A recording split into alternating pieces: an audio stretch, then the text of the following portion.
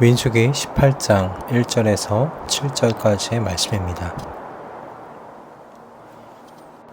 주님께서 아론에게 말씀하셨다. 성소를 범한 죄에 대해서는 너와 너의 아들들과 너와 함께 있는 내 아버지 집 식구들이 책임을 진다.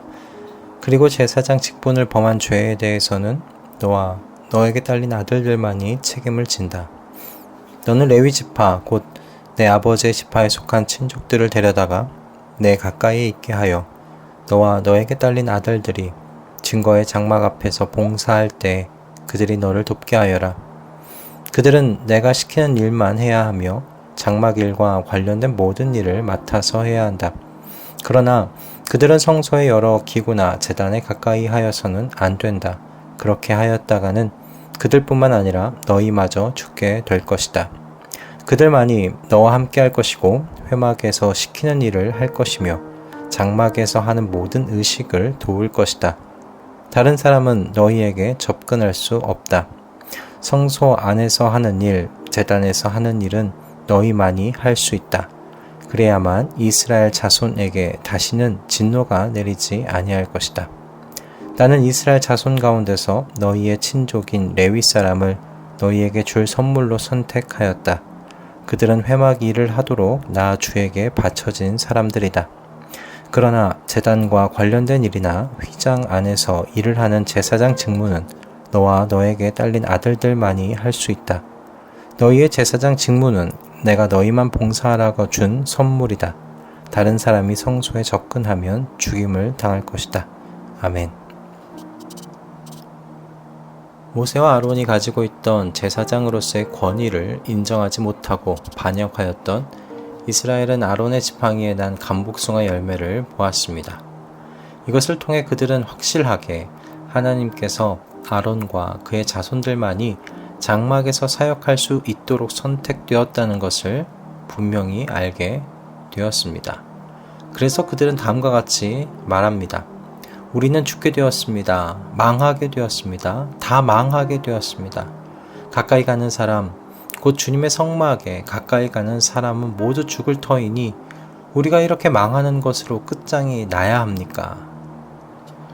이스라엘 백성들이 이렇게 말했던 것은 성막이 일반인들은 접근할 수 없고 아론과 그의 후손들만이 거할 수 있는 거룩한 공간이라면 일반 사람들인 자신들은 어떻게 성막에 접근할 수 있느냐는 질문이었습니다. 예배와 예물을 드리려면 성막에 찾아갈 수밖에 없는데 그럴 때마다 자신들이 목숨을 걸고 이 거룩하신 하나님 앞에 나아가야 하느냐라는 그런 질문이지요. 그래서 이스라엘 백성들이 자신들이 망하게 되었다고 지금 말하고 있는 겁니다. 그러나 하나님께서는 이처럼 절망 가운데 좌절해 있는 이스라엘 백성들에게 오늘 본문의 말씀을 전하십니다. 이런 앞절의 내용을 통해 볼 때 오늘과 같은 말씀을 아론에게 주시는 이유는 이스라엘에게 아론과 그의 자손들이 당신 앞으로 나올 수 있도록 이스라엘을 섬길 것이라고 말씀하시려는데 분명히 그 이유가 있다고 하겠습니다. 그리고 이렇게 아론과 그의 자손들이 섬기는 이 지위는 그 누구도 침범할 수 없는 독립된 지위라는 것을 분명하게 하시려는데 또한 이유가 있다 하겠습니다. 이처럼 하나님께서는 이스라엘 안에서 아론과 그의 자손들 그리고 레위인들에게 이스라엘 안에서 구별되는 지위를 이렇게 지정하여 주십니다. 정하여 주십니다. 그러나 오늘 말씀은 또한 또 그 지위에 맞는 책임이 있다는 것을 함께 말해주고 있지요. 아론과 그의 자손들 그리고 레위인들은 하나님의 성막을 섬기며 이스라엘 백성들이 하나님 앞으로 나오는 통로로 귀하게 쓰임받는 선택을 받았습니다. 그래서 하나님께서는 이스라엘 백성에게 레위인들은 그들에게 하나님께서 주시는 선물이라고 말씀하십니다. 그리고 제사장직과 레위직은 그들에게만 봉사하라고 주신 하나님의 선물이었습니다. 이것을 통해 묵상할 수 있는 건 이스라엘 안에서 가지는 제사장직과 레위직의 권위와 그리고 그 특별함이 아닙니다. 오히려 이 말씀은 하나님께서 이스라엘 안에서 그들을 위해 봉사하며 섬길 직위를 자신의 주권으로, 당신의 주권으로 결정하고 정하실 수 있으시다는 것을 생각하게 하는 말씀이라 하겠습니다. 그래서 저는 이스라엘 안에서 제사장직과 레위직을 직업으로 생각하여 묵상해 보았습니다. 그리고 이런 관점으로 세상에 있는 다양한 직업에 대해 생각해 보게 되었습니다.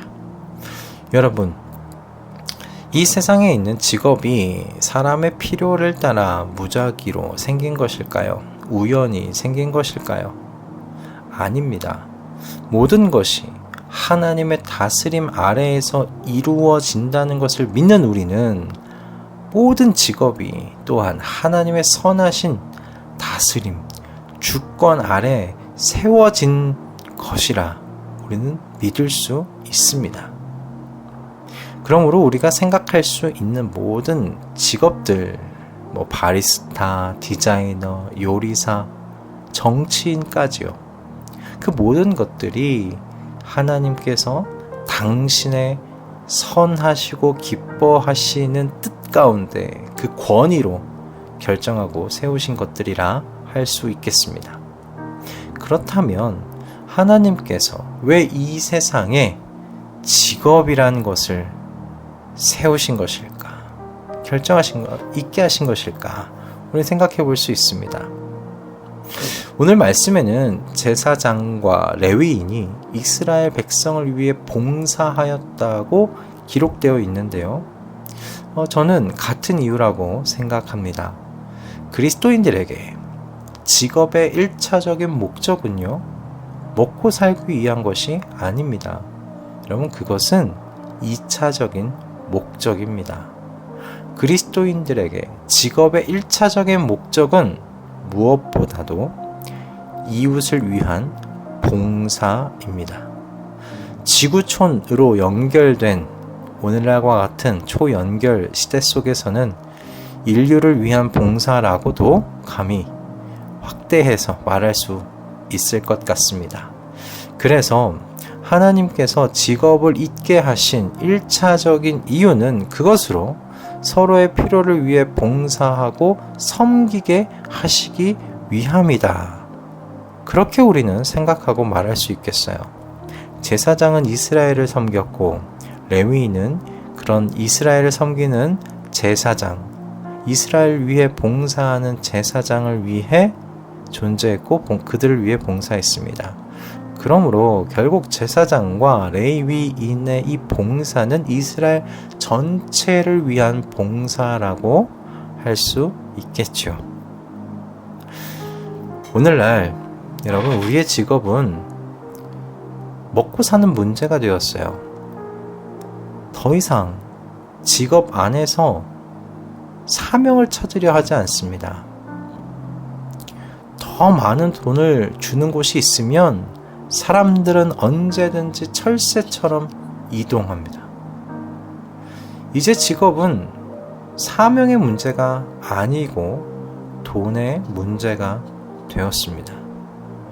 그러니 내가 있는 직업과 직위에 따르는 책임도 지고자 하지 않습니다. 먹고 사는 문제를 위해 돈을 따르니 말입니다. 뒤따르는 저는 당연한 수순이요 결과라고 생각합니다.